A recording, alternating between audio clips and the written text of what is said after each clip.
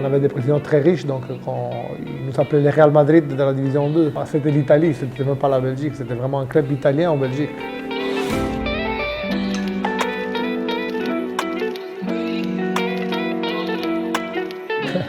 C'est qu'on a fait la conférence de presse avec Marc Amelia.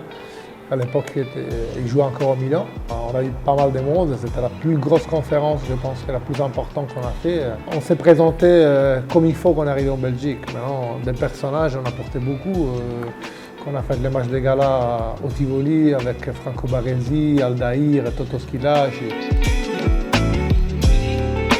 Mon meilleur souvenir, l'arrivée de 10 ans. Quand tu arrives à 10 ans d'un événement important comme l'European Social Camp de Palerme, c'est-à-dire qu'on a travaillé et on a bien travaillé. On est à 13 ans cette année, donc imagine-toi, le temps passe très vite. La réussite de cet événement, c'est la réussite de mon staff. Quand je parle de mon staff, je parle de l'enfant qui porte la gourde d'eau jusqu'à la tête que c'est moi. Donc c'est le collectif.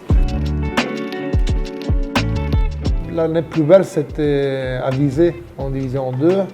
J'ai fait 12 années là-bas et c'était l'année où il y avait le Sporting en division 2. Et on a failli perdre la montée parce que c'est le Sporting qui était monté. C'était l'Italie, c'était même pas la Belgique, c'était vraiment un club italien en Belgique. C'était ma plus belle expérience en Belgique parce qu'on avait des présidents très riches, donc ils nous appelaient le Real Madrid de la division 2. J'ai vraiment des beaux souvenirs à partir du stage qu'on a fait en Italie, à tous les matchs qu'on a joués, des joueurs qui aujourd'hui sont devenus importants. Je pense que Visé, c'est la saison plus belle que j'ai fait en Belgique.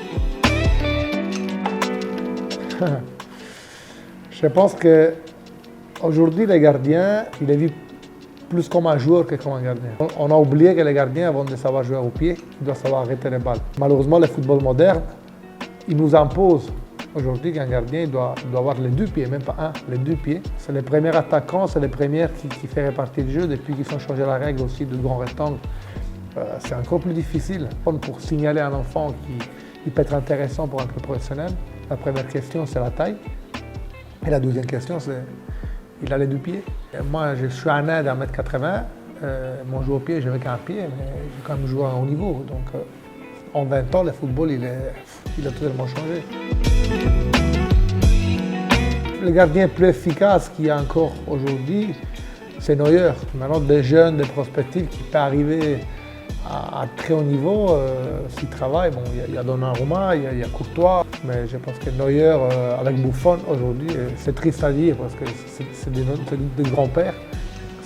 C'est des gardiens qui font encore la différence, c'est de la vieille école. Donc moi, je suis un passionné de la vieille école. Prochain objectif, écoute, moi je travaille tous les jours pour le même objectif, c'est-à-dire d'essayer de porter le plus haut possible tous les enfants au maximum de leur niveau. Et voir, comme on a déjà vu, la dernière c'est Melissa, qui est partie à la Rome, à la nationale, c'est de pouvoir réaliser pour chaque enfant le rêve. Nous, on essaie de mettre tous les jours le maximum pour les porter là, mais on dit qu'il n'y a que la chemise, il n'y a qu'il n'y a qu'un ballon de foot. Moi, avec mon fils, il a 3 ans, il a déjà un ballon du matin au soir. Donc, il y a des choses que c'est la vie qui te porte. Donc, mais mon objectif, c'est toujours ça, et donner toujours la même qualité qu'on donne depuis 13 ans chaque jour.